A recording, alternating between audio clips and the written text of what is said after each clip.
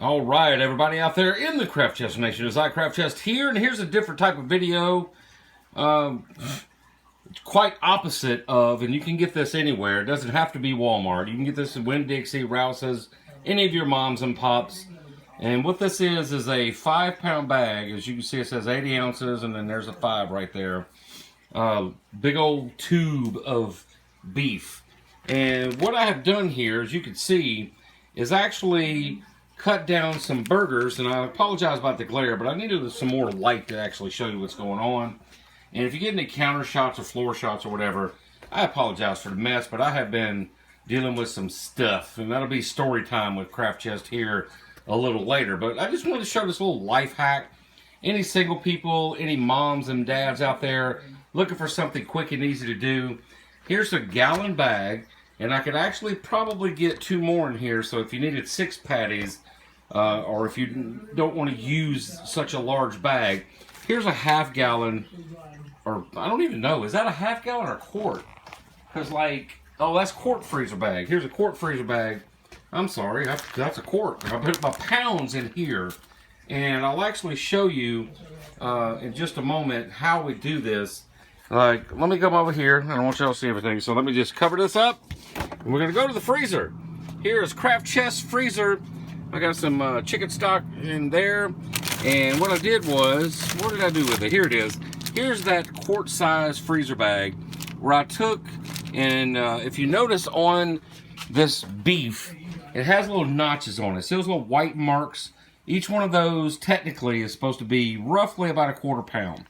All right, being it is 5, you should get 19 of those, 20, or actually 20 of those, but mine had 19 marks on it, and I don't know why, but here we go.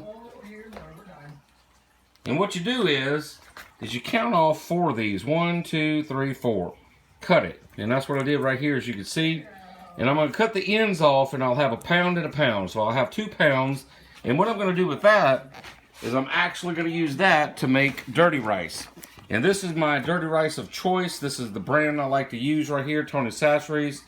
And sometimes I'll even do red beans and rice and feel a little bit like I want to add a little extra to it. And when I do red beans and rice in a box, like not homemade, it's Zatarain's. So Zatarain's red beans and rice, you gotta get the family size. You can't just do some little cheesy box. So it's Zatarain's red beans and rice, Tony Chachere's dirty rice, and I'm gonna tell you what, for family, for single, whatever, let me put those right there for right now so I can finish this up. It is awesome. And a guy at work said that he started buying these, and there's no less quality that he's ever seen here, especially recently, in the beef. And you can get these in the 73-27 or 80-20. And really, that's not that big of a gigantic difference. I like mine a little bit more fatty. It gives it just a little bit more flavor. You can always cut down in other ways, adding vegetables to it and everything else to kind of counteract. And I know it sounds weird, but whatever. So what I'm going to do is I'm going to continue to cut these as close as I can to these notches, all the way up to where I get to this little split right here. And then I'm going to cut this off, and I'll have 2 1-pound bags so I can do some dirty rice. And then whenever I feel like it, I can do some hamburgers or even hamburger steaks. I can do hamburgers and maybe get a little bag of flour and a little cream, make some hamburger gravy, and have hamburger steaks, and just a number of things. And I have not had hamburger in a long time.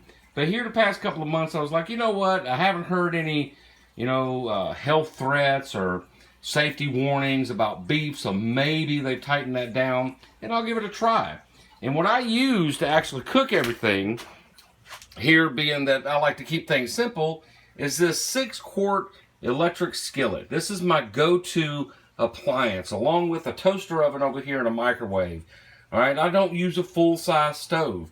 And as you can see, I don't know if you can or not, on this dial, you see where it's actually set to the light right here? This is the perfect simmer spot for this particular device.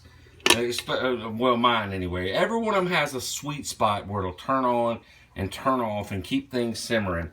But this is a Presto 6-quart, and it's perfect for doing all kinds of hamburgers, fajitas, and what have you. And I really, really like this particular electric skillet. So there you go. Little life hack right there. If you want to keep things quick and easy and simple, you don't feel like patting out burgers, grab you one of these tubes. So far, I've bought a couple of these, 1 pound and 5 pounds, and I haven't had any problems as far as quality is concerned of them cooking down to nothing or just all fat and no beef. And they look pretty good, being that this is the actual, let's have a look at this one without the glare. It looks pretty good for a, what is this again? I want to get it right. 7327. All right, or wait, 7327. And the quality of it actually looks pretty damn good.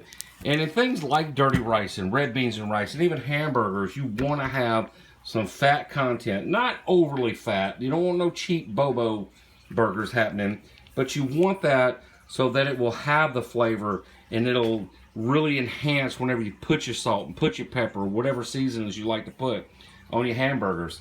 Quick, easy idea. Hey, you want something quick, throw on the gas grill.